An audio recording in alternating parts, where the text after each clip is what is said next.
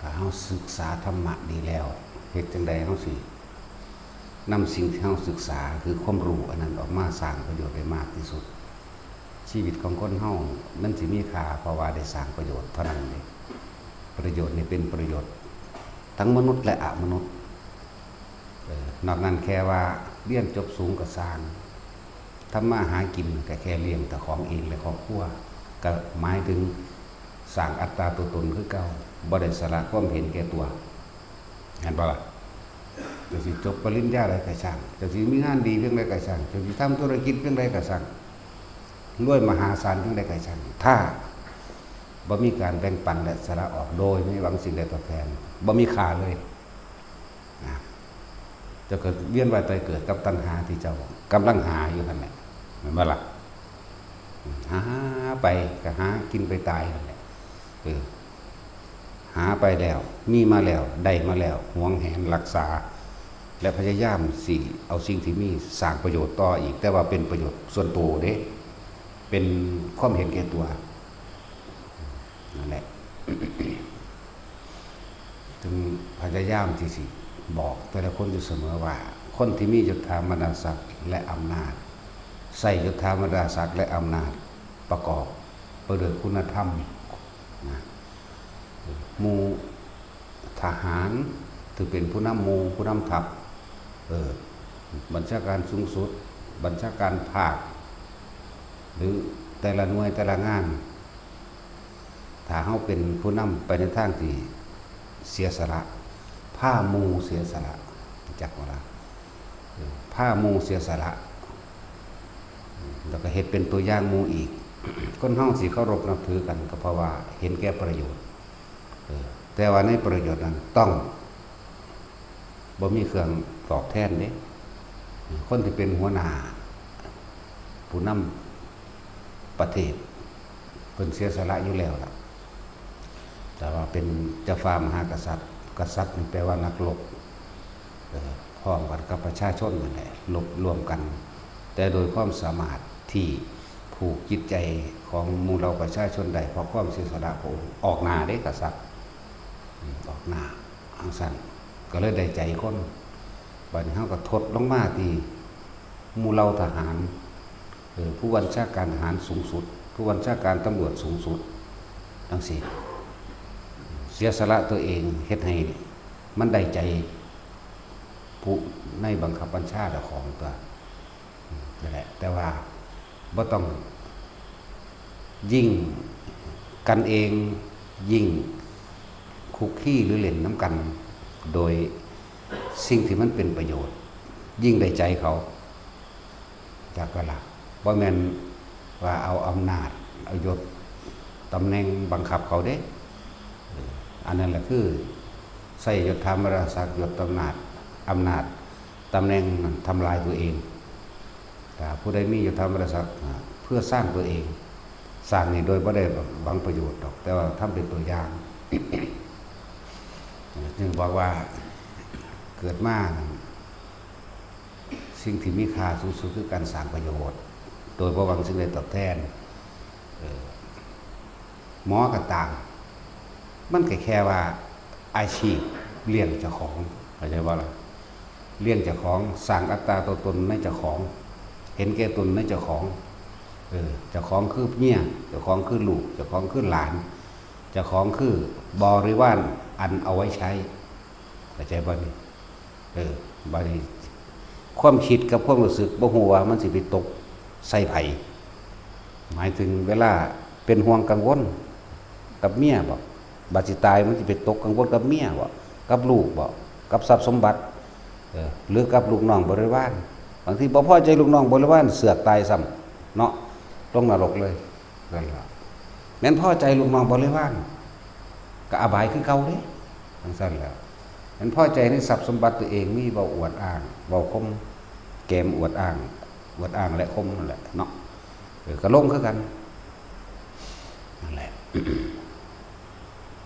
บอกว่าการเฮ็ดให้เห็นเป็นตัวอย่างนี่มีค่ากว่าคำสอนเด้เห็นอยู่แล้วนี่แล้วเนาะหรือว่าความรู้ความสามารถที่เอาเว้าเรื่องนักธรรมแต่ว่า จบปรริญญาเก้าประโยคนี่สูงสุดแล้วทั้งบรรลุวัตถุธรรมทั้งอุปธรรมเนาะแต่ว่าใช้ประโยชน์เจ้าสร้างหรือสิไปหาแสวงหาผลประโยชน์จากผู้อื่นนั่นบ่ล่ะเขาก็นิยมชมชอบเขาก็เข้าใจว่าจบสูงๆมาสิเป็นที่พึ่งพาอาศัยใดเขาก็นิยมชมชอบกลับกลายเป็นว่าเอาอันนั้นเอานี้ไปให้ซ้ำเนาะเนี่ยว่าล่ะแต่ว่าสิ่งที่ใดมากสิสร้างสิสละออกบ่ขนาดนั้นนั่นแหละว่าถามตัวเองเบิ่งแต่ละคนถ้าเกิดมาเฮาเคยทำประโยชน์อีหยังหรือยัง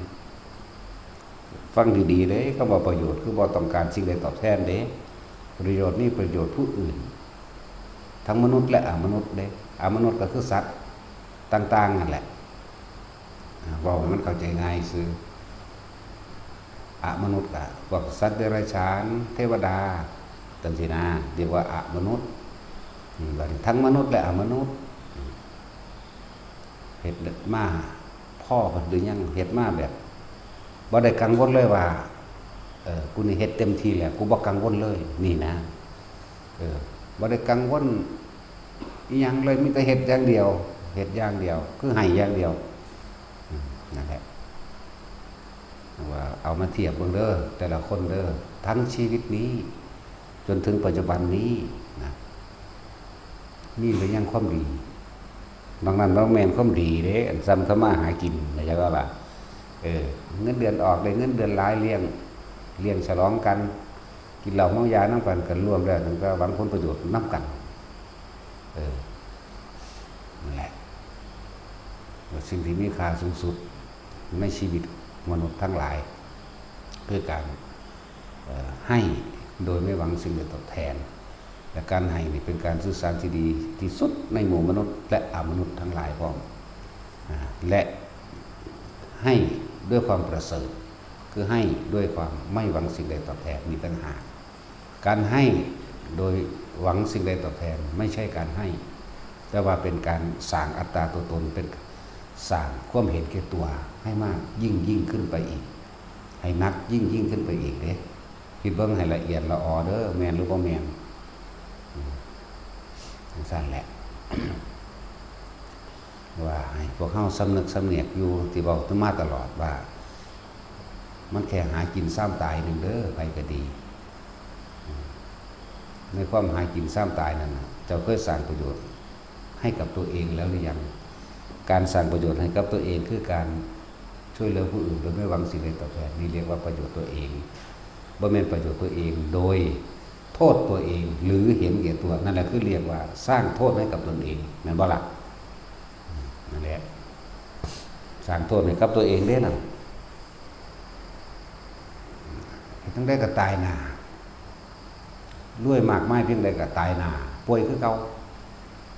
เจ็บคือกันนั่นแหละเหยียบน้ำก็เจ็บคือกันเด้เนาะเหยียบน้ำก็เจ็บมีดบาดก็เจ็บเห็นป่ะป่วยคือเก่าตายทอกันเห็นไหมว่าควรสำหรับตามธรรมดาก็ตามจริงแล้วคนรวยที่ได้รับมูลมรดกมาแล้วก็อาศัยคนจนนั่นแหละบ่ท่านเนี่ยบ่ได้เว้าเรื่องต้นฉบับคือคนที่เขาสร้างตัวเองขึ้นมาโดยลำพังตนเองแล้วรวย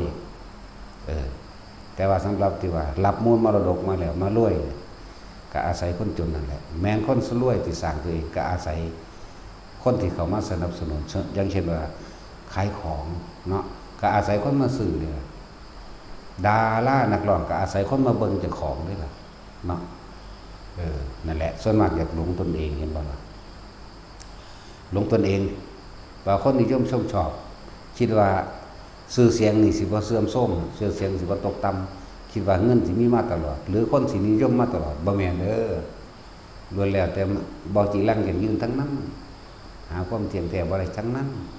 นั่นแหละจึงบอกว่าคนเฮานี่ประมาทดารานักร้องทั้งหลายอาศัย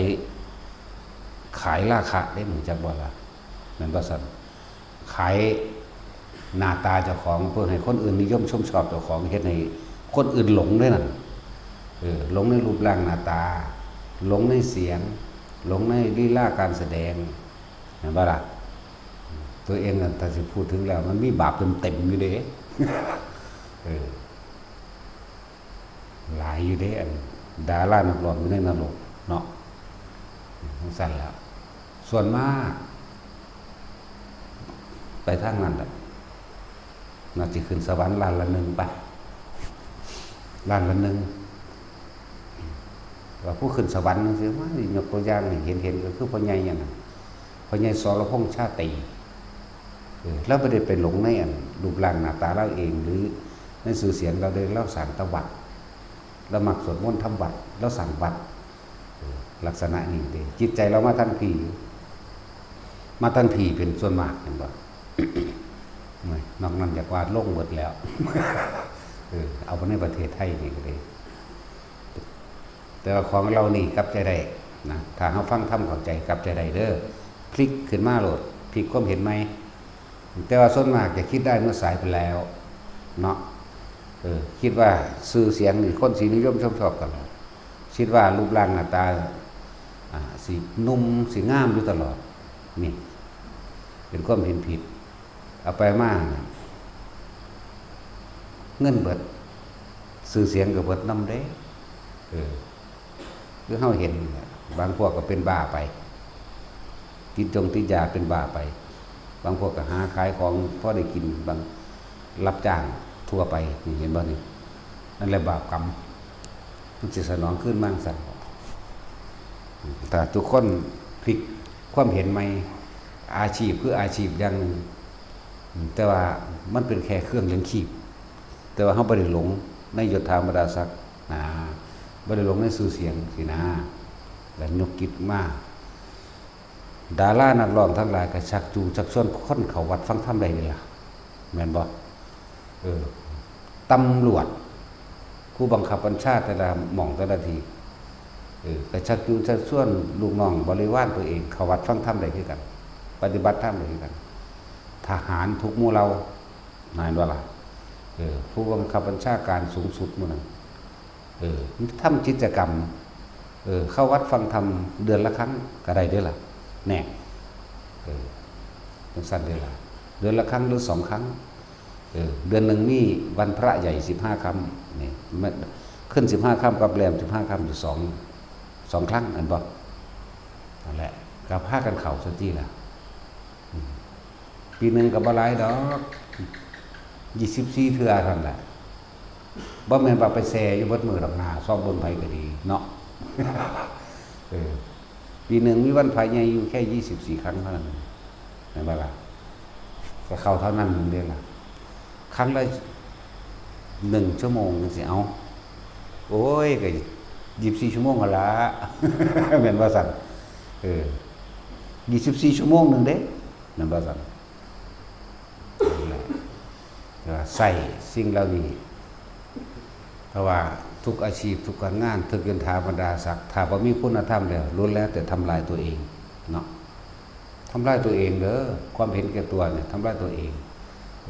ทั้งโลกอาจสินิยมชอบว่ารวยเป็นผู้มากโดยบารมีพวกเจ้าคิดผิดแล้วบ่แม่นแบบนั้นเป็นที่น่าเกรงใจจังซี่บ่แม่นแบบนั้นเด้อคนเฮาที่เคารพนับถือกันด้วยความศรัทธาด้วยความสมัครใจด้วยความลงใจเพราะอาศัยคุณธรรมและความดีในการช่วยเหลือผู้อื่นโดยไม่หวังสิ่งใดตอบแทนบ่แม่นว่าด้วยที่ว่าตัวเองรวยหรือมีอำนาจบังคับเขาได้เด้บางที่เขาจออยู่เด้อเนาะตำรวจน้อยๆก็ฟาดผู้กำกับตายเลยคือกันเด้เพราะว่ามันบ่มีกฎหมายห้ามยิงผู้กำกับตายเด้เนาะบ่มีกฎหมายอะไรมาออกไว้ว่ามันยิงแล้วก็ไม่เข้าหรือยิงแล้วเขาไม่ตายเด้ยิงไม่ออกบ่มีเด้กฎหมายก็บ่ออกจังซั่นได้เนาะยิ่งฮอดทนายผู้ออกกฎหมายก็ได้ตัวเนาะมันบ่มีกฎหมายใดป้องกันความเจ็บความปวดความป่วยความตายได้แม่นบ่มีจังซั่นแหละสิ่งที่ปกป้องคุ้มครองเฮาได้ดีที่สุดก็คือบุญบารมีของตนเองเด้อ นั่นแหละที่เอื่นว่าบุญญาฤทธิ์ก็ได้ความสงบทั้งหลายเหล่านี้อันก็เกิดจากการสั่งสมคุณงามความดีมีการในท่านรักษาศีลสวดมนต์ภาวนาเป็นต้นสิกับกายมันเป็นเครื่องป้องกันปกป้องของเองดอกถือว่าคนมีบุญแล้วนะตกน้ำบ่ไหลตกไฟบ่ไหม้กันแต่แมนเห็นบ่ล่ะบ่ถึงคราตายมันก็บ่ตายบ่ถึงข้าวเจ็บมันก็บ่เจ็บดีบ่ดีมันบ่ค่อยเจ็บหรอกเพราะว่ามันมีสิ่งปกป้องตนเองอยู่ว่าถ้าคนมีคุณธรรมแต่ว่าไปให้ทำบุญทำทานวัดใดเมืองใดก็ช่างก็ย่อมอุทิศส่วนบุญส่วนกุศลสู่บรรพบุรุษมีมารดาบิดาเป็นต้นตลอดทั้งเจ้ากรรมนายเวรและสรรพสัตว์ทั้งหลายนั่นแหละตัวที่กลับมาปกป้องตนเองบ่แม่นตัวยศถาบรรดาศักดิ์แล้วการกลางมีอำนาจไว้ก็ปืนยิงหัวได้คือกันนั่นแหละนั่นบ่ล่ะนั่นแหละความดีแต่เฮาเป็นคนที่มีน้ำใจไปทั้งได้ก็สร้างผู้ใดก็เอิ้นใส่เด้ไปบ้านนั่นไปบ้านนี่เขาก็เอิ้นใส่เบิดนั่นแหละคนก็รักษาคนด้วยกันคืออานิสงส์แห่งการเมตตา11อย่างสิแม่นบ่ล่ะเป็นที่รักทั้งมนุษย์เป็นที่รักของอมนุษย์จังซี่แม่เป็นที่รักของสัตว์อีกสัตว์เดรัจฉานมันเป็นจังได๋จึงเป็นที่รักของสัตว์เดรัจฉานเอาบ่แม่นเฮาบ่ได้เป็นเจ้าของหมาตัวนั้นแต่ไปยามใดโยนเขาโยนขาไก่ปิ้งไก่มันกินมันก็ติดเฮาเองเด้อล่ะมันก็ปกป้องเฮาเองเด้อล่ะเนาะนี่ทั้งมนุษย์บัดนี้แต่ว่าผู้นั้นมาแล้วโอ้ยดีใจนะแล้วจังซั่นแล้วเขาก็หวังพึ่งพาเฮานั่นแหละจึงบอกว่าที่เพิ่นว่าอันถ้าศีลธรรมบ่กลับมาโลกาสิวินาศแม่นของเพิ่นเบิดนั่นแหละบ่ผิดดอกจังว่าสร้างเกาะป้องกันตนเองที่ว่าบุญเป็นแก้วสารพัดนึกมั่งจังซี่มันก็ต้องแปลเนาะบุญเจ้าของเองเฮ็ดเอาเองนั่นแหละว่าถามตัวเองดีๆเด้อแต่เกิดมาเนี่ยจนเท่าทุกวันนี้เคยทำอะไรเพื่อตัวเองหรือยังเข้าใจว่าฟังดีๆมันมีสองแง่เพื่อตัวเองคือไม่หวังสิ่งใดตอบแทนเข้าใจบ่ถ้าเพื่อความเห็นแก่ตัวคือหวังสิ่งตอบแทนก็เพื่อตัวเองเหมือนกันได้นั่นแต่ว่าเพื่ออย่างหนึ่งไปนรกเพื่ออย่างหนึ่งไปสวรรค์และนิพพานเพื่อตัวเองเอาฟังเป็นของครูเด้อฟังให้ดีๆความเห็นแก่ตัวก็ว่าเพื่อตัวเองนั่นบ่นั่นแหละความสละความเห็นแก่ตัวออกนี่ก็เพื่อตัวเองเหมือนกันแต่นี่เพื่อให้พ้นออกจากทุกข์เพื่อให้พ้นออกจากความยึดมั่นถือมั่นนั่นแหละสั้นหลายอย่างชีวิตหยังคนหากินไปตายเนาะชาวนาก็ทำหน้าไปตายนั่นแหละชาวสวนก็ทำสวนไปตายนั่นแหละพวกขายรถก็ขายไปตายนั่นแหละขายเขาก็ขายไปตายข้าราชการกับข้าราชการไปตายหมอมันก็หากินซ้ำตายทหารตำรวจก็หากินซ้ำตายเนาะฉะนั้นแหละมีหามอย่างได้ไปก็ดีออกไปดินล้นแย่งชิงกันแย่งชิงกันสู้กันแทบเป็นแทบตายแต่ละไผแต่ละมันเนาะสุดท้ายบ่มีไผใดอย่างคือเก่าเด้ตอนแล้วเพราะว่าไผเจ้าสิใหญ่เพียงใดก็สร้างเจ้าบ่ใหญ่กว่าโลงจักคนใหญ่โลดใหญ่ปากสู่โลงบ่ได้เนาะเจ้าสิร้อนแรงเพียงใดก็สร้างเจ้าก็ว่าร้อนซ้ำไฟไฟอยู่ใหม่เจ้าคือเก่าแหละนี่แหละจังบ่เงิดผู้ใดแต่ธรรมะนี่เฮาสินำสรรสร้างสิ่งที่มันเป็นประโยชน์ทั้งมนุษย์และอมนุษย์ให้แก่สัตว์โลกถ้าเว้าร่วมเลยว่าเฮาสิสร้างประโยชน์ให้มากที่สุดแด่หมู่สรรพสัตว์ทั้งหลายไม่มีที่สุดไม่มีประมาณเลยทุกหมู่เหล่าบรรดามีพร้อมนั่นแหละมีเท่านี้ธรรมะที่เฮารู้เฮาเห็นมานี่บ่มีอีหยังเฮาสิสร้างประโยชน์อย่างเดียวเฮ็ดจังใดสิเป็นประโยชน์สูงสุดเฮ็ดจังใดสิเป็นประโยชน์ต่อคนต่อสัตว์ต่อสรรพสิ่งทั้งหลายเนี่ยมีเท่านี้เฮาเฮ็ดนี่เดียวนี้ แล้วก็บ่อยากได้หยังบ่เอาหยังบ่ได้เฮ็ดเพื่อสิให้มันได้หยังเอาหยังเป็นหยังพร้อมเด้ไม่ได้อะไรเลย ไม่เป็นอะไรเลยเด้อบ่มีหยังแต่ว่าเฮ็ดทำยังไงเนี่ยจึงจะนำธรรมะนี่มาสร้างประโยชน์ให้กับผู้อื่นได้มากที่สุดเดี๋ยวบ่ล่ะเพราะเจ้าของเบิดประโยชน์คือบ่เอาเป็นคนบ่มีประโยชน์จักว่าก็นั่นแหละจังว่านำธรรมะมาสร้างประโยชน์สร้างไปตายคือกันเด้ล่ะเนาะบ่ได้คิดว่าสิอยากอยู่จักนิดเด้อบ่ได้คิดว่าสิอยากอยู่จังซั่นแล้วตายเดี๋ยวนี้ทั้งดีนี่อยากบ่นี่เว้าอยู่เดี๋ยวนี้แงกๆๆเข้าโลดมันสิตายเท่าใดก็สร้างหัวเป็นหยังเนาะเฮ็ดได้ก็ตายแม่เว้าไปดีๆแงกๆเข้าไปโลดทั้งดีทั้งมักจังซั่นแล้วหรือจะป่วยโดนๆบ่ตัดสินเจ้าป่วยจัก20 ปียังตายบ่จังสิดีบ่หน้าเนาะรับไปเลยทั้งคักเนาะตัดสินเฮารับไปเลยทั้งคักท่านโบราณว่าไหลตายโหงคล่ำว่าเด้บัดนี้ก็หาแนวอันแนวผิดแนวพลาดแนวคล่ำมาหาแนวทักว่าโอ้ยมันเป็นพิษผีอยู่หั่นตัวว่าเด้เนาะผีหิแมงบอกมันสิไปมีมาทางไหนพิษนั่นพิษนี่ไป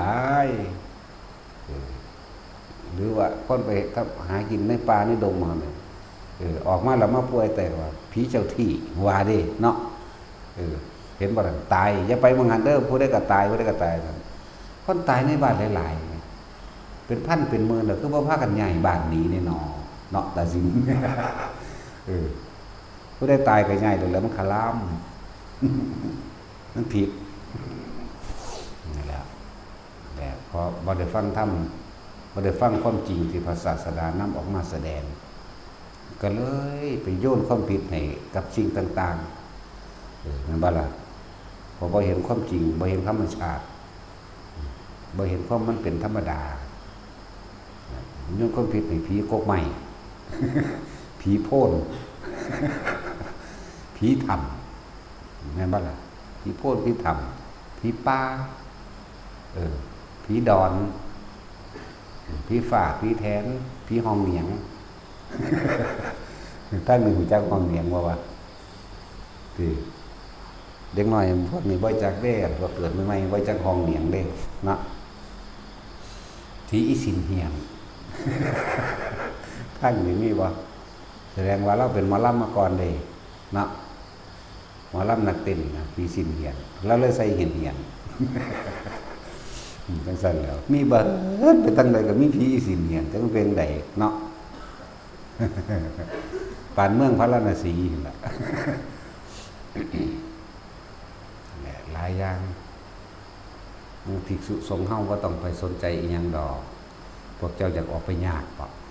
ก็แล้วแต่ออกไปก็สิมีหยังไปหากินไปใส่เบ็ดไปตึกแหไปแย่งชิงกันเข้าโรงงานไปแย่งชิงกันสอบเพื่อนั้นเพื่อนี่ล้วนแล้วแต่สร้างโตสร้างตนเบิดนั่นแหละอัตตาตัวตนเกิดขึ้นเบิดไปพิษเศร้าหมองใจบาดหมางใจไม่ล้วนแล้วแต่สร้างภพล้วนๆนะจับหลักธรรมให้มันถูกตานาอยู่กับธรรมอยู่กับความจริงของชีวิตเท่านี่แหละไม่ต้องไปแสวงหายังอีกดอกแสวงหากับแสวงหาไปตายแต่ยังบอกแสวงหาไปตายปัญญาทั้งโลกแก้ปัญหาอะไรเด้โลกที่สุดของปัญญาทั้งโลกคือฆ่ากันเด้ฆ่ากันมันเจ้าสิเรียนเก่งมาจบวิทยาศาสตร์สาขานั้นสาขานี้เวลามันโมโหขึ้นมากันไม่ได้ตั้งจากหมาได้ล่ะเนาะหมาทอกันเด้เฮากัดกันนั่นใส่กำลังได้ที่สุดเรื่องสั้นตัวเลยคือปัญญาทั้งธรรมทั้งพุทธเจ้าเด้เห็นเหตุแห่งความเกิดเห็นเหตุแห่งความทุกข์นี่เห็นบ่นี่บ่ควรกับไปถือเอาเนี่ยถอยออกตัวสิเอาตัวเองพ้นออกจากความมาเกิดกับพวกนี้อีกนะว่าแล้ว สิมีหยังทำงานโรงงานดีๆตายก็มีปิดโตลงบ่ได้เงินเดือนก็มีหางานใหม่ก็มีดิ้นรนก็หากินไปซ้ำตายนี่แหมเห็นบ่ล่ะจังซั่นล่ะความทะเยอทะยานหลายๆอย่างในความอยากได้เข้าใจว่าตัวเองมีงานอันมั่นคงแล้วฟังกูได้ทำงานมั่นคงดีแล้วเป็นวิศวะหรือเป็นหยังก็แล้วแต่กำลังผ่อนรถอยู่ดีๆนี่เนาะ ผ่อนรถอยู่ผ่อนบ้านอยู่เขาปิดโรงงานซ้ำดิ้นไหมนั่นแล้วตัวปลูกมั่นกับมั่นถ้ามั่นขึ้นก็ดีใจถ้ามั่นลงก็ประท้วงเนาะปลูกเขาก็เหมือนกันอย่างสั้นแหละเนี่ยกินแท้ๆมันคือเห็ดให้เฮาถือกัน แทนทีมันสิกิโลละ100ก็เอาดอกเนาะอย่างสั้นแล้วเสือกเป็นเนื้ออื่นหุ่นกิโลละแพงนั่นแหละแต่ยังกระสร้างเถอะปลูกอ้อยเช้าแล้วอ้อยกับปลูกอ้อยไปซ้ำตายแล้วเฮ็ดนั่นที่นี่ไปกันเดียวกับป่วยโอ้ยเป็นโรคนั่นโอ้ยเป็นโรคนี่ไปเยี่ยมกันน้ำโรงพยาบาลเฉียดไปตามโรงพยาบาลผู้นั้นรักษาบดีผู้นี้โทษหมอโทษหลายอย่างเนาะก็รักษากันไปผู้เศร้ากับมาเฮ็ดงานตัดอ้อยไม้ปลูกอ้อยไม้ผู้บ่เศร้าก็ตายไปเนาะสร้างอารมณ์โกรธอารมณ์เกลียดให้กับหมู่พยาบาลแม้กระทั่งเพื่อนก็คนเจ็บคนไข้คนป่วยหรือคนเฝ้าคนป่วยไปน้ำกันผู้ไปเฝ้าคนป่วยตายก็มีคนป่วยเศร้าก็มีมาสู่ไหมสู่กับกิเลสไหมสร้างกิเลสไหมสร้างอัตตาตัวตนไหมที่พ่อสำนึกเท่านั้นแหละมีหยังมาแล้วเพิ่นจึงบอกหาพวกเฮาให้สังสมซึ่งกุศลและความดีต่างๆสัพพะปะปัสสะสังสมสิ่งที่เป็นกุศลสังกัปปะสร้างขึ้นมันจิตเข้าสู่จิตสู่ใจแล้วก็สร้างไปเลยเฮ็ดไปเลยเมื่อถึงเวลาแล้วมันก็หลุดพ้นไปของมันเองหรอกบ่แม่นว่ามั่วพะวงไปบางคนก็ย่านตะลูกบ่ได้เป็นเจ้าเป็นนายดันเขากดเอาโจรเป็นบ้าก็มีเนาะเป็นบ้าก็มีเสียคนไปเลยทั้งไม่ก็มีหลายอย่างที่พวกเฮาบ่เข้าใจในชีวิตในธรรมชาติในความเป็นอนิจจังความเป็นทุกข์ความเป็นอนัตตาพวกขายเงินขายทองพวกขายเพชรขายไปตายนั่นแหละบ่ขายไปใช้หรอกเนาะ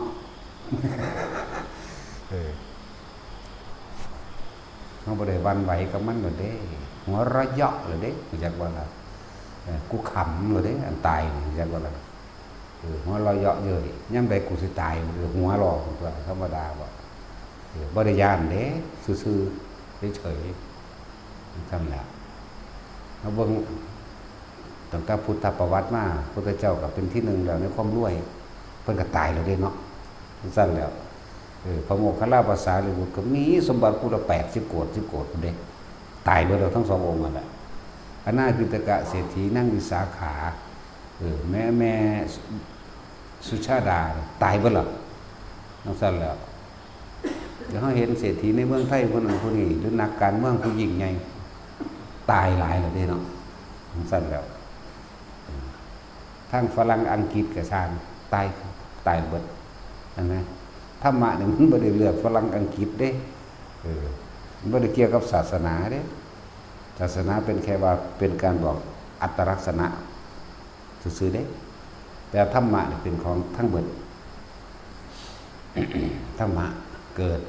เหมือนกันบ่ว่าสัตว์บ่ว่าคนบ่ว่าเทวดาโอปาติกะทั้งหลายเกิดแก่เจ็บตายเสมอกันจิตใจที่ยังมีความรักความอะไรร้องไห้ตามกันสัตว์ก็ให้น้ำกันอย่าเว้าเด้ว่าสัตว์บ่มีความคิดสัตว์งัวหรือควายผัดผากลูกมันแม้มันก็แล่นให้นำคือกันเด้เนาะหมาหรือแมวก็สร้างเด้นกมื้อนี้แม่นบ่ล่ะมันมีความคิดความรู้สึกคือกันเด้นั่นน่ะจะมันเว้าคนละภาษากับเฮาซื่อๆนั่นแล้วนี่เห็นเขาว่าสัตว์ไม่มีความคิดว่าซั่น โอ้ยจะคลองหันคิดไม่ถึงเองเนาะบ่รู้เองว่าซะนักจิตถามบ่ถามปวกสูเคยได้เป็นปวก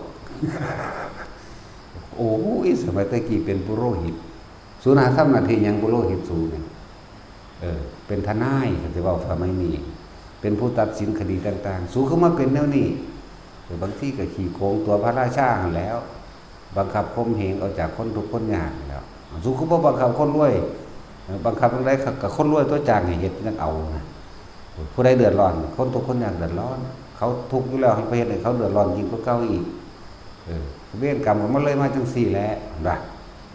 บางพวกก็เป็นเสนาบดีเป็นทหารบางพวกก็เป็นขุนข้างจังซี่แล้วมีความคิดแบบเดียวกันมันที่เกิดก็รู้อยู่กระจางเรียกว่าสัตว์เสมอกันโดยธาตุหมายถึงด้วยความรู้ของเขาเองด้วยความรู้ด้วยความเห็นด้วยความยึดและด้วยการกระทำซึ่งเป็นรูปแบบเดียวกันมันจึงมาร่วมกันมาเกิดในโพธิ์เดียวกันเกิดในจอมปลวกเดียวกันนั่นหมดก็เหมือนกันนี่จังสั้นแล้วกิ่งกือมันนั่นเฮาก็ถามเบิดแล้วโดนบ่สู้เป็นมันเสือกลูกเสยไหมตะกี้สู้คือบ่เฮ็ดนะสู้เพิ่นผ่านพุทธเจ้าบ่ผ่านอยู่ทมลายใส่บาเลยหากินของหมดของขูดนั่นแล้วหากินของเหม็นของเน่าหากินขี้มูกน้ำลายเด้พวกนี้จังซั่นแล้วบัดนี้เฮาก็ของเสียในกายเฮาก็เทเป็นท่านได้เด้เข้าใจบ่ล่ะทั้งขี้มูกก็มดแดงก็มากินเด้เรียกว่าเนี่ยเห็นว่าไม่จักว่าล่ะห่วยชาบช่วยเอาแมงเบิดตัวนึงสิเป็นบุญเป็นกุศลเนาะคากที่ก็ไอเผิงคากออกก็โอ้ยขอให้สัตว์ทั้งหลายท่านได้ต้องการอาหารให้ได้อาหารท่านได้ต้องการน้ำไม่ได้น้ำเด้ขอผลทานนี่จงถึงแด่ท่านทั้งหลายเลยเด้ว่าไปจังซี่โลดเด้บ่ได้ทมถิ่มซื่อๆเด้อาหารของหมูสัตว์ต่างกันง่วงควายมันก็กินหญ้าเนาะมันใช่แล้วมดแดงมดดำกินขี้มูกน้ำลายก็ได้กินสัตว์อื่นที่ตายเน่าก็ได้กินคือมื้อนี้กินของเน่าของเสือขี้เช็ดไม่งอดกินของเน่าของเสียของตายเด้มันใช่แล้วนี่แหละห่วยมันสามารถสร้างบุญกุศลได้ทุกอย่างไหมขี้หูเห่านี่ก็เป็นอาหารอีกอันนึงเด้ขูถิ่มมากกว่าว่านออกไปก็ท่านใดต้องการอาหารให้ได้อาหารท่านใดต้องการน้ำไม่ได้น้ำดิแปลงสันเดเวลาเขาว่าศาสตร์น้ำถิ่มเขาบันถิ่มมือซื้อเด้แต่ว่าแต่ศาสตร์น้ำห้อนออกนี้แล้วสู้เอ้ยกูจะศาสตร์น้ำห้อนเด้นึกในใจนั่นแหละจังสั้นแล้วอันนี้เขาเห็นเป็นประจำอยู่แล้วนี่แหละฝึกหัดเสียสละฝึกหัดใส่เจตนาเอาออกจากบนเวินเอาเขา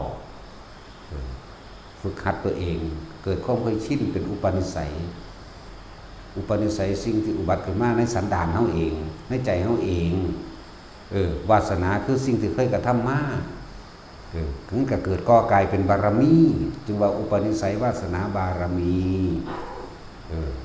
แล้วนี่จะเข้มขึ้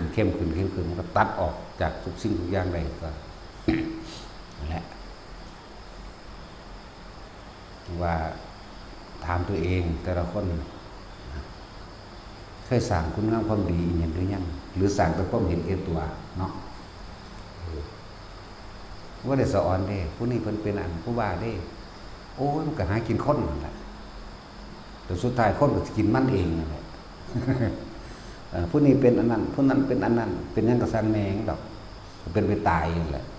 ดีบ่ดีลงนรกคุณเลี้ยวก็สัตว์อีกเนาะเลี้ยวก็หมาอีกนะนั่นแหละที่กระถามหมดแดงสู้ก็เป็นแนวนี้เขาก็เบาเลยถามกิ่งคือถามปวกโอ้ยตั้งที่กี่โทเป็นปุโรหิตพวกนี้เป็นทนายจริงๆไหมเดี๋ยวปุโรหิตตัดสินคดีโกงสารพัดหลายอย่างเป็นหลังจากโลกดับแล้วไปใส่ไปนรกนั่นแหละอันตทานตรกับเกิดดวงอาทิตย์ขึ้น7 ดวงแบบใหม่บึบบ่มีสัตว์ได้ไปฉานเลยมีแต่สัตว์นรก พวกเป็นเทวดาก็เป็นไปช่วงนี้ว่างเป็นสุญญกับแบบบ่มีอีหยังเกิดขึ้นทั้งสั้นแล้วถือว่าเป็นปวกคือนี่ส่วนมากสุดตายแล้วไปใส่ก็เวียนเป็นปวกอยู่เพราะแห้งอยู่ดอกแต่ว่าบางทีมันไปกัดกันมันโมโหคือกันเด้ลงนรกต่อทั้งสี่ไหมสู้กันคือเฮ้านั่นแหละคือคนนั่นแหละสู้กันพวกก็สู้กันเด้อเป็นกองทัพมีหัวหน้าทัพคือกันเด้นี่แหละธรรมชาติเหมือนกันหมดบ่ว่าสัตว์ใดสิงโตก็เป็นจ่าฝูงเสือก็มีจ่าฝูงลิงก็มีจ่าฝูงเหมือนบ่คนก็มีจ่าฝูงคือกันนั่นแหละบ่ได้ต่างกันเลยระหว่างทั้งหลายเหล่านี้แต่เทวดายังมีพระอินทร์เป็นหัวหน้าไหมนั่นก็สั่น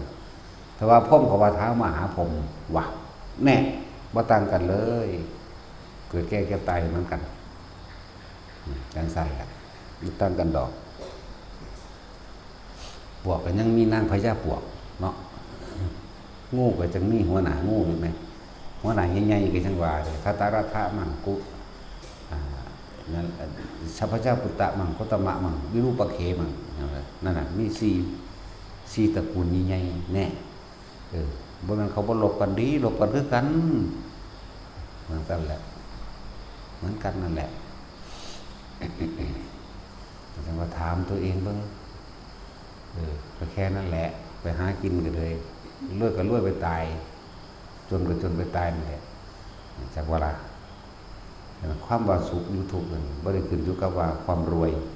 หรือความจนเด้ขึ้นอยู่กับการวางจิตขึ้นอยู่กับการยึดมั่นถือมั่นหรือบ่ยึดมั่นถือมั่นเด้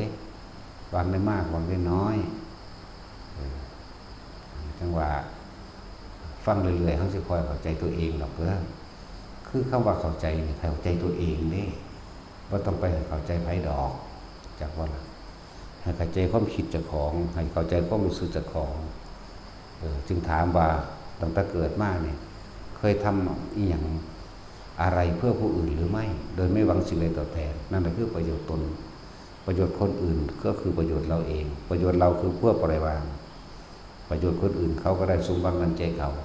แล้วก็ได้รับความสะดวกสบายได้รับความสบายใจว่าเฮาเป็นคนบ่มีผิดภัยนี่เห็นบ่ล่ะแล้วเฮาก็บ่มีผิดภัยแก่ตัวเองนั่นไปหันตัวจะเป็นที่ตายใจของคนอื่นพร้อมของตัวเองพร้อมสิตายแล้วก็บ่ได้กังวลว่าไผเวรกรรมบาปกรรมอันใดสิมาให้ผลกับกูนะมันไปหันเด็กมันบ้างนั่นแหละทุกคนนั่นน่ะสังเกตความรู้สึกนึกคิดของตัวเองอยู่หลักธรรมทั้งหมดล้วนอยู่ที่จิตนะบ่อยู่หม่องอื่นเลยเพราะทุกอย่างเกิดจากจิตเพราะว่าจิตก่อนที่เกิดเป็นรูปกับเวทนาสัญญาสังขารวิญญาณคือจิตจากว่าล่ะจิตคิดในการคิดก็คิดถึงรูปวัตถุก่อนเห็นบ่เรียกว่าคิดถึงรูปธรรมก่อนแต่ปรุงแต่งไปจิตมโนเกิดวิญญาณรับรู้ความรู้สึกพอใจและไม่พอใจนี่เหตุจังใดเฮาสิบ่คิดนั่นแหละจังได๋ก็สร้างไผเป็นหยังก็เป็นตายล่ะเนาะ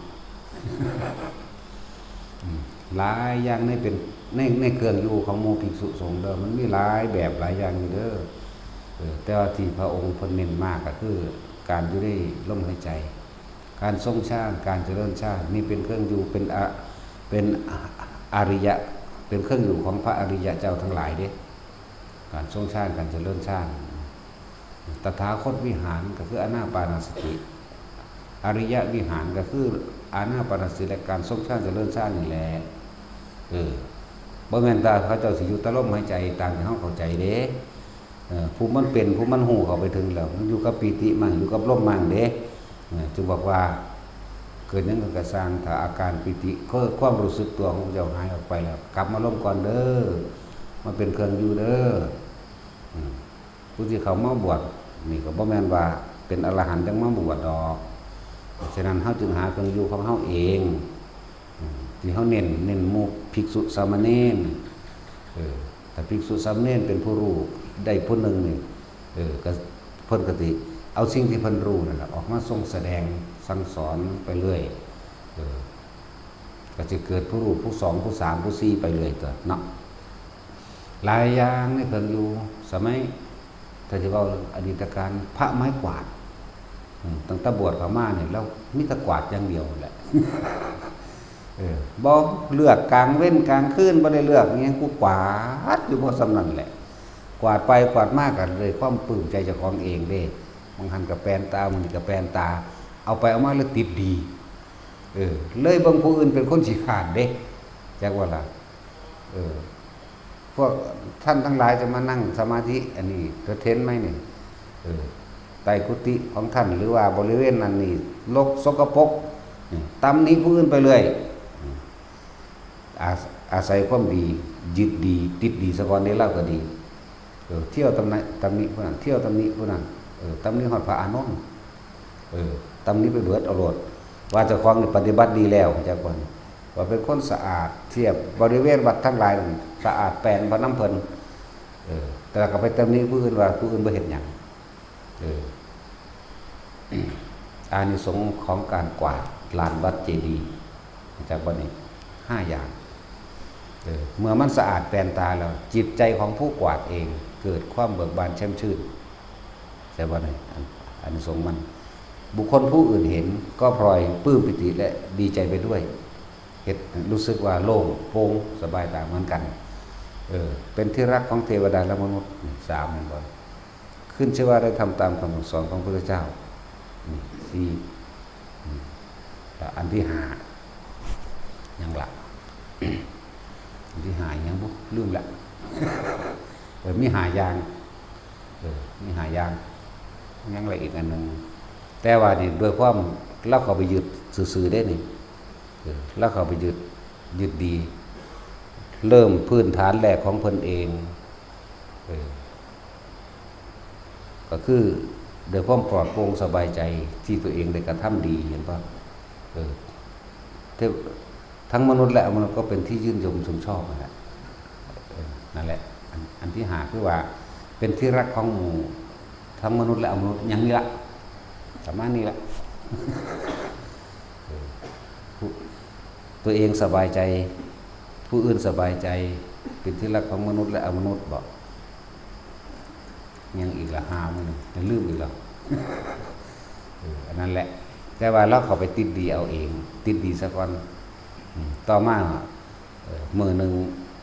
พระเรวตะน้องพระสารีบุตรนี่แหละสมควรสิพลิกจิตให้เราได้แล้วก็เรียกว่าอาวุโสท่านกวาด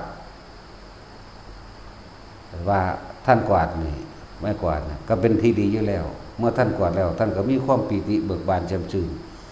รู้สึกว่าสะอาดแปลนตาของท่านดีเหมือนกันผู้อื่นเห็นกันนิยมชมชอบว่าท่านเป็นคนสะอาดก็เพราะยินดีกับท่านแล้วก็แม้มนุษย์ก็นิยมชมชอบแม้มนุษย์ก็นิยมชมชอบของท่านเองนี่แหละอันนี้หากว่าได้ขึ้นชื่อว่าทำตามคำสั่งสอนของพระพุทธเจ้าแต่ว่าท่านกำลังหลงผิดนะหลงผิดตรงไหนผมทำความสะอาดพระเลวตะว่าเราบ่พอใจได้เราเครื่องอยู่เด้แต่ว่าโดยที่ว่าพระเรวตะเป็นผู้มีอาวุโสกว่าดิสัตก็เลยต้องแบบฝืนย่อมจะว่าทีนี้ถ้าท่านทำดีแล้วท่านทำไมจึงต้องไปตำหนิผู้อื่นคนดีที่ไหนเข้าไปตำหนิผู้อื่นเครื่องอยู่มีตั้งเยอะตั้งแยะมากมายเครื่องอยู่ของท่านมีแค่กวาดนี่เหรอเห็นบ้าล่ะนั่นคือเครื่องอยู่ของเพิ่นคือกวาดบ่ว่าการเว้นกันคือกูนำอยู่จังซั่นจุดตะบองขึ้นละเอาอยู่หั่นแหละกวาดไปด้วยได้บ่นี่กวาดไปด้วยตำหนิผู้อื่นไปด้วยนี่นั่นแหละพระเรวตะก็เลยมาสั่งสอนให้ แต่ว่าเราบ่พอใจเด้เราแบบฟึดฟัดนั่งลงก่อนจนได้บอกนั่งมันเด้แต่ว่าพระเรวตะตอนเป็นเน้นนี่เด้แต่ว่าได้บวชจากพระพุทธเจ้าเด้อยากว่าล่ะสามเณรที่ได้บวชภิกษุมีอยู่4องค์ในแต่ละพุทธศาสนาแต่ละศาสนาของพระพุทธเจ้าแต่ละองค์เลยนะนั่นแหละแต่ว่าเราก็ต้องฟังเมื่อเราฟังเราก็น้อมเข้ามากูว่ากูดีแล้วกูคนไปตำหนิผู้อื่นคนดีมองได้ไปหาตีผู้อื่นนั่นแล้วน้อมเข้ามาแล้วนี่เห็นบ่นี่และเครื่องอยู่อันอื่นจิตวัตรอย่างอื่น อันเป็นเครื่องอยู่ของท่านไม่มีเลยนั่นหรอท่านมีเครื่องอยู่อย่างเดียวนี่เลยนี่เห็นว่าล่ะพระสงฆ์องค์นั้นเป็นผู้ทรงฌานเป็นผู้เจริญฌานด้วยอานาปานสนิท1 2 3 4มั่งบางองค์ก็อยู่ในสมาบัติ8มั่งบางองค์ก็อยู่แบบนี้แบบนี้มั่งเราอธิบายให้ฟังแต่ท่านมีเครื่องอยู่เพียงแค่อันเดียวกลับไปตำหนิผู้อื่นบุคคลผู้อื่นไม่กวาดเหรอเห็นบ่ล่ะบาดถึงตัวอย่างดูอย่างท่านอาวุโสแห่งภาษาลีบุตรภาษาลีบุตรก็กวาดคือกันท่านกวาดแล้วท่านยังไปตักน้ำใช้น้ำฉันถวายแด่พระพุทธเจ้ามันเป็นบางครั้งข้างเห็นบ่ล่ะก็เหตุดูมันมาบ่เหตุเด้บางที่ท่านก็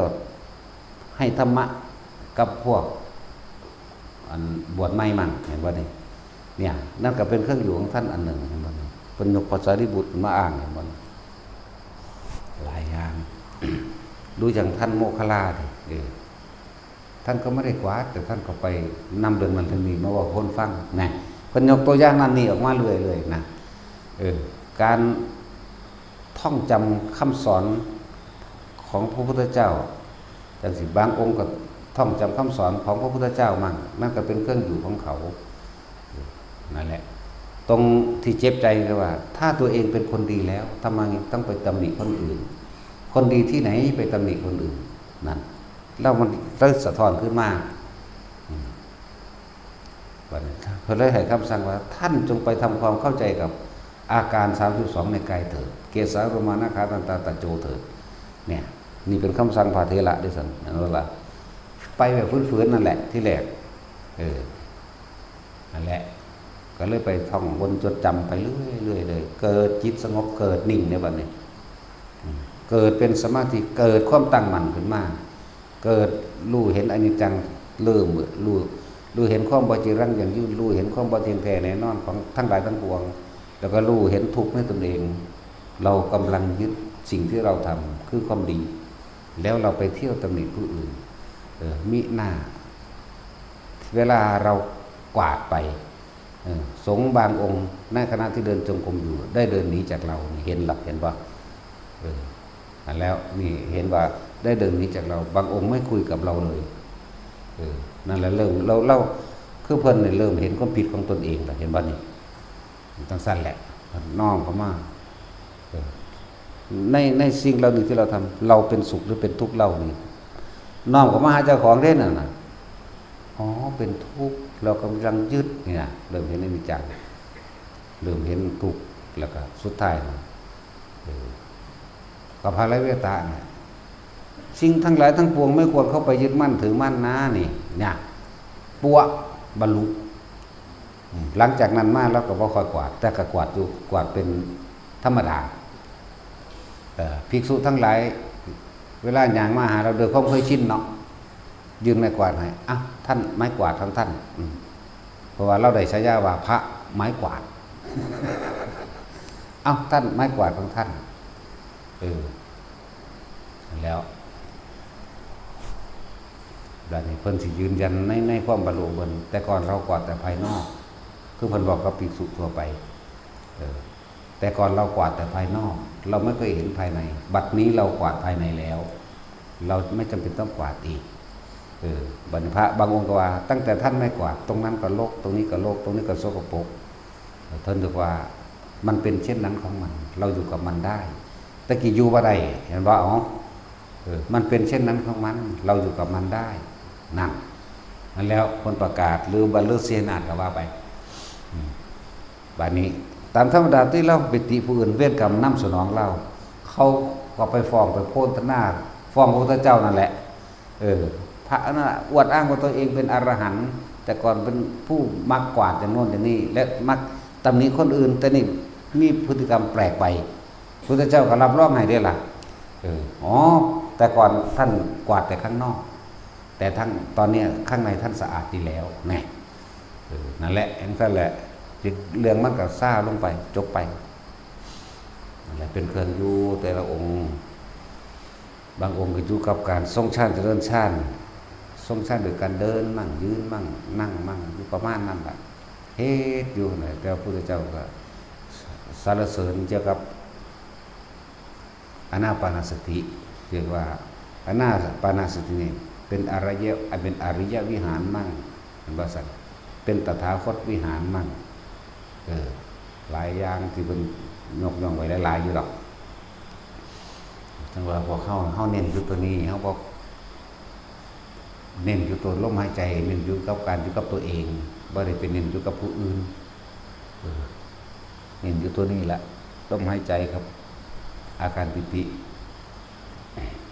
ชาภัคุโรภิกขุพวกท่านทั้งหลายจงเพ่งอยู่ในอารมณ์ที่เป็นหนึ่งเถิดเพราะการเพ่งอยู่ในอารมณ์ที่เป็นหนึ่งจะทำให้จิตของพวกท่านทั้งหลายตั้งมั่นเมื่อจิตตั้งมั่นแล้ว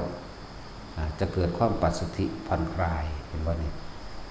ทำให้กายกับเบาทำให้จิตกับเบาเมื่อผ่อนคลายสมาธิก็เกิดความตั้งมั่นเมื่อมีความตั้งมั่นแล้วพวกเธอก็จะเห็นสิ่งทั้งหลายทั้งปวงมีความเกิดขึ้นเป็นธรรมดามีความดับเป็นธรรมดาแล้วเขาเข้าสู่ว่าอุเบกขาเมื่อจิตเข้าสู่อุเบกขาแล้วก็จะเล็งเข้าสู่การเห็นสังขารุปเบกขาหมายถึงเห็นความคิดเพียงแค่สิ่งใดสิ่งหนึ่งเกิดขึ้นเป็นธรรมดาสิ่งนั้นย่อมรับเป็นธรรมดาโดยเฉพาะจิตตสังขารเป็นของไม่จีรังไม่ยั่งยืนนั่นทุกข์ก็เพราะความคิดสุขก็เพราะความคิดถ้าไม่คิดสุขกับทุกข์เกิดขึ้นไม่ได้เห็นไหมล่ะแต่ว่าเพียงแค่เห็นความคิดแต่เราไม่ได้ไปเป็นผู้เข้าไปคิดนั่นแหละคนเป็นบ้าทั้งคนคิดนะส่วนมากเนาะกระทั่งเบิดหรอว่าเพราะว่าส่วนมากทั้งหมดเว้นไว้แต่พระอรหันต์เพราะว่าพระอรหันต์ก็เป็นคนเล็กใช่ป่ะว่าเป็นคนเด้นั่นนะพระอรหันต์มันสั่นตัวแล้วหาเครื่องอยู่จึงบอกว่าภิกษุผู้บวชใหม่ประมาณก็เขาก็อ่านศึกษาในอริยวินัยแหละเพราะว่าเขาบอกท่านหนึ่งหูว่าอันใดควรอันใดบ่ควรกับกิริยามารยาทคำบอกคำจากการแสดงออกลักษณะท่าทางกายเขาท่านได้หูเขาก็ศึกษาเอานั่นแหละคืออาวุธป้องกันตนเองนั่นแหละมันก็เป็นเพื่อมันก็เกิดความจิตตั้งมั่นของมันเองดอกให้ไปเถอะบางองค์ก็พยายามจดจำคำสอนอันเป็นอริยสัจสี่หรือธรรมจักรมั่งอนัตตลกนัสูตรมั่งอธิตะมั่งปฏิจจสมุปปนธรรมมั่งหรือบทอื่นๆต่างๆการหลักการแผ่เมตตามั่งบทกรณีมั่งยานี่มั่งแต่ละอันแต่ละอย่างล้วนแล้วจะเป็นคำสอนล้วนแล้วจะเป็นเครื่องนอนน้ำให้พวกเฮารู้พ้นทั้งเบิดนั่นแหละบทได้ก็แล้วแต่ทรงจำเอานั่นเป็นเครื่องอยู่พระไม่กวาดเราก็ยังอยู่เท่ากับการกวาดตัวเนาะแล้วกวาดตาดไงกึบอยู่จังสั่นเลยไงอยู่กันเราบ่สนใจว่าไผสิไงว่าไงหรอกเราบ่สนว่าไผสิฟุ้นเขาดังหรอกอย่างว่าล่ะเขาก็ยังหนีต้นฟุ้นเขาดังเขากวาดบ่เป็นเวลาเนาะบ่จักเวลานำเอากลางค่ำกลางคืนก็ตาดอยู่เขาสำคัญโอ้ยแต่ว่าเราก็อาศัยตรงนั้นแล้วมาเป็นเพื่อนทำให้จิตใจเจ้าของเองช่ำชื่นเห็นว่าล่ะผู้อื่นเขาก็ย่องรู้แต่ว่าเราหังบอกจากการเทศะเลื่อนบอกว่าเป็นเวลามันจะว่าล่ะแล้วเขาก็ย่างหนีตัวมันธรรมดาไปด่าเขาอีกว่าเขาบ่เฮ็ดหยังมันนั่งสมาธิอยู่นี่เห็นพวกหุ่นหกแต่ผมบ่กวาดพวกท่านสิเบิ่งได้บ่ซั่นนะจังซี่แล้วเขาของเขาข้างในเขาแปลนบนแต่ของมันมันแปลนอยู่นั่นแหละเป็นเครื่องอยู่บางคนก็อยู่กับการท่องบนสาธยายต่างๆในคำสอนพระพุทธเจ้าบางคนก็ท่องบนบทปาฏิโมกข์ก็เป็นเครื่องอยู่ทั้งนั้นแหละบางคนก็สวดบทนั้นบทนี้ที่เพิ่นว่าพุทธเจ้าอยู่กับการอยู่กับอิทธัปปัจจยตามากที่สุดหรืออยู่กับปฏิจจสมุปบาทมากที่สุดก็คือเพิ่นใคร่ควรในภาวนาในธรรมแต่ละอันเหมือนกับว่าพอสิ่งนี้มีสิ่งนี้จึงมีอะไรมั่งจังซี่เพิ่นก็ใคร่ควรของเพิ่นไปนั่นก็เป็นเครื่องอยู่เพิ่นคือกันจังซั่นแหละถึงมันว่าเพิ่นสิอยู่กับความว่างแต่เพิ่นก็ต้องนำสิ่งเหล่านี้ออกมาเพื่อเป็นตัวอย่างจังว่าเพิ่นใคร่ควรพิจารณาเกี่ยวกับว่าสัตว์ตรงนี้เกิดขึ้นมายังไงแล้วจะไปจบที่ไหนจังซี่นะนี่คือความลึกเข้าไปอีกเด้บ่แม่นตัดสิทอนเพราะสิ่งนี้มีสิ่งนี้จึงมีเด้ จักว่าล่ะบ่แม่นแต่จังซี่เด้นั่นแล้วเพิ่นเบิ่งอุปนิสัยของหมู่สัตว์ตัวพอมีสิ่งนี้มันจึงไปตกนรกแบบนี้ของผู้นี้พอผู้นี้เฮ็ดแบบนี้จึงไปสวรรค์แบบนี้จึงไปนิพพานแบบนี้นี่เพราะว่าเพิ่นก็อยู่กับปฏิจจสมบัติมากกว่าจักว่าล่ะเหตุและปัจจัยทั้งหลายให้หมู่สัตว์เวียนว่ายตายเกิดเหตุและปัจจัยทั้งหลายให้หมู่สัตว์ไม่เวียนว่ายตายเกิดและความเป็นไปของโลกทั้งสิ้นนอนเลยโลด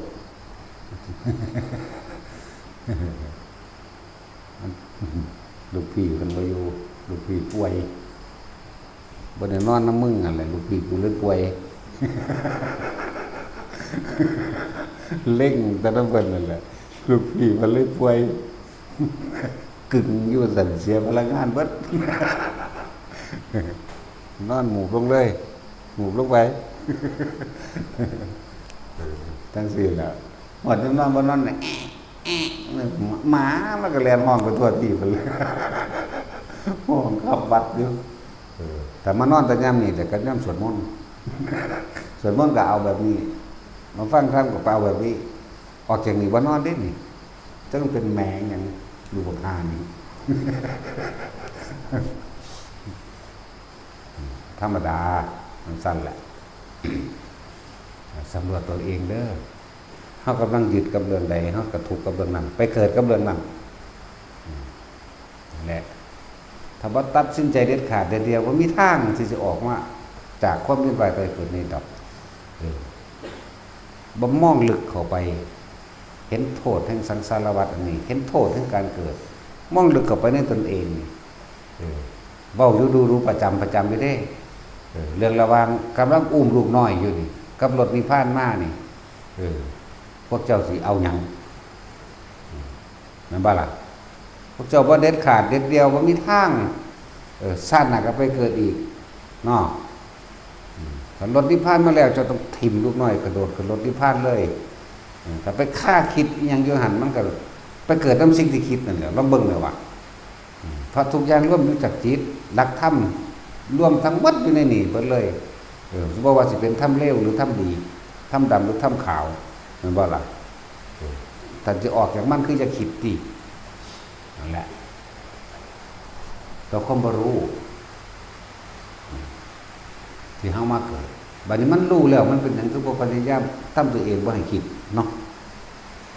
นั่นแหละอีกอย่างนึงที่บอกไว้จับหลักธรรมจับหลักเดียวโลดเด้ออย่าไปโดดหาหมู่คุณหมู่พี่เด้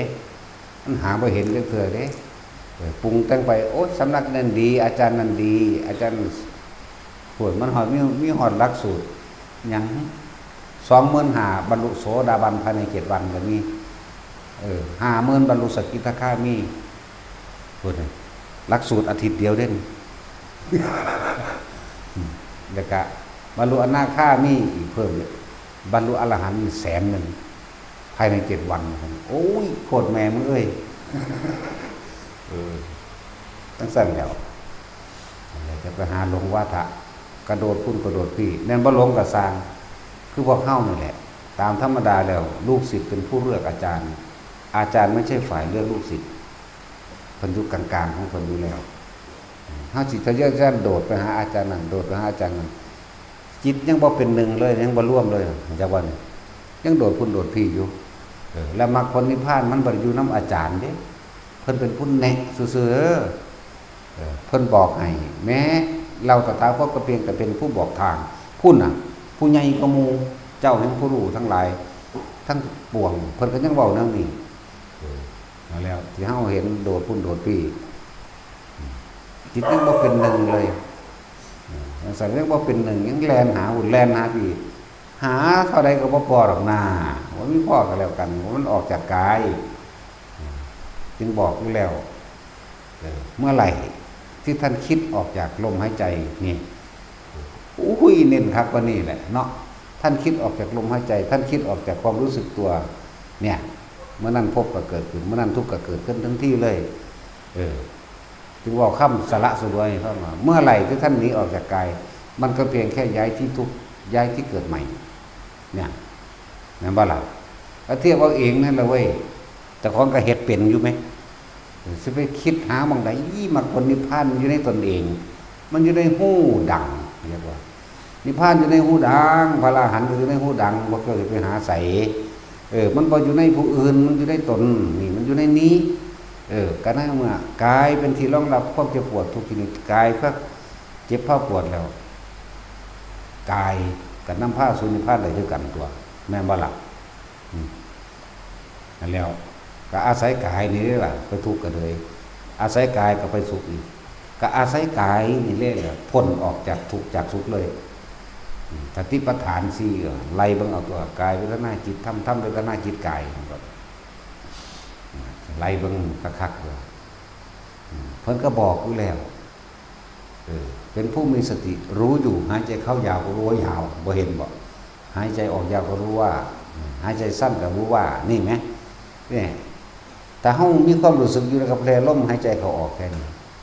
สุขกับทุกข์มันสิเกิดมาจากไสแม่นบ่ล่ะเพราะว่ามันบ่ได้อยู่ในลมติมันไปอยู่นำความปรุงแต่งอยากได้นั่นอยากเป็นนี่คิดนึกไปแล้วเป็นจังซั่นแหละจับหลักเดียวของเฮานั่นแล้วก็เทคนิคในการจับลมหายใจให้อยู่และสร้างอาการปิติปราโมทย์ให้มันเกิดขึ้นได้เร็วก็คืออย่าตามลมหายใจเข้าออกให้มันม้วนๆอยู่แค่ปลายจมูกกับมันสุดดังหักนี่ทำความรู้สึกเย็นยุดแค่ลมเข้าออกสุดนี่สุดดังหักนี่เด้อสุดมันขอบคิ้วไปสุดตรงระหว่างกลางคิ้วนี่สุดลมหายใจเข้าไปให้มันสุดระหว่างกลางคิ้วอย่าตามลมไปในข้ออย่าตามลมไปในลิ้นปีอย่าตามลมไปในช่วงอกอย่าตามลมไปในท้องมันเป็นภาระนะเป็นภาระอย่างหลายความคิดความรู้สึกเฮาต้องนำไปอยู่จังซี่ตลอดบ่เป็นนั้นคือว่าเอาหม่องเดียวมันจังตั้งมั่นได้เร็วกันลมเย็นเฉพาะในโพรงจมูกเนี่ยจังหวะตาเตือนเนี่ยเข้าอยู่ในหูดังนี่ก็สุดอยู่ในปลายคิ้วทั้งสองรวบเข้ามาหากันเฮ็ดอยู่แค่นี้แล้วก็เฮ็ดแบบมื่นตาอย่าเฮ็ดแบบรับตาเข้าใจว่าล่ะมีความหมายสองนัยยะเด้มื่นตากับรับตามื่นตาแต่รับตาตาใจตาในอย่าเฮ็ดแบบยึดแบบติดแบบนั่นจังว่ารับตาแต่มื่นตาถ้ามีสติใจว่าล่ะตาในแต่ว่านั่นแหละเอาเถอะหน้าให้มันอยู่แค่นี้เถอะม้วนๆอยู่ในนี่มั้ยลมม้วนๆลมวนๆเฉพาะสุดคิ้วระหว่างคิ้วทั้งสองสุดกับสุดตัวนี้สุดปลายหูดังนี่นะบ่ต้องลมบ่ต้องตามลมมาซ่านดังเด้ต้องเย็นที่ชานจมูกบ่ต้องวาเด้เรื่องความคิดมันต้องคิดอยู่นั่นเห็นบ่ล่ะเห็นอยู่แค่นี้นั่นแหละอย่าตามลมอันนี้หลวงตาก็สอนมาบ่แห้งแล้วเพิ่นบอกว่าจะตามลมเด้อมันเป็นภาระบ่ได้เว้าหลายเด้ออีพ่อใหญ่อันนั้นเอาซ้ำนั่นแหละปีนึงก็เลยเคยเว้านำเพิ่นก็ดีจังซั่นล่ะไปฝึกอันอื่นฝึกมาเบิดแล้วล่ะฝึกเป็นเบิดเลยเวลาเขาเถียงมาศูนย์ขึ้นใส่เขาอยู่จังซั่นแล้วมันบ่ระงับดับความคิดเพราะว่ามันเข้าไปติดในสิ่งตัวเองยึดมั่นถือมั่นว่าตัวเองถูกนี่จังซั่นตัวมันแต่สิพูดถึงถ้าเฮาอยู่ในลมม่วนๆอยู่ในนี่มันทั้งบ่มีผิดทั้งบ่มีถูกพร้อมทั้งบ่มีบุญทั้งบ่มีบาปพร้อมเด้มันสิบ่มีหยังเลยเด้อยู่กับมันเถอะนะอย่าออกจากนี่อย่าออกจากความรู้สึกนี่นี่สติก็แปลว่ารู้สึกโตนั่นแหละรู้สึกโตในนี่โลดเอาความรู้สึกคุยกันโลดไปบือเข้าบือออกบ่ได้จากฮู้ก็สูดลมหายใจเข้าแห้งๆแปลว่าให้ทำความรู้สึกมันสุดแค่ปลายคิ้วเจ้าของปลายคิ้วทั้งสองมันมาจอดกันเลื่อนอุณาโลมหลวงพ่อบอกว่าปาตาที่สามมั่งเนาะ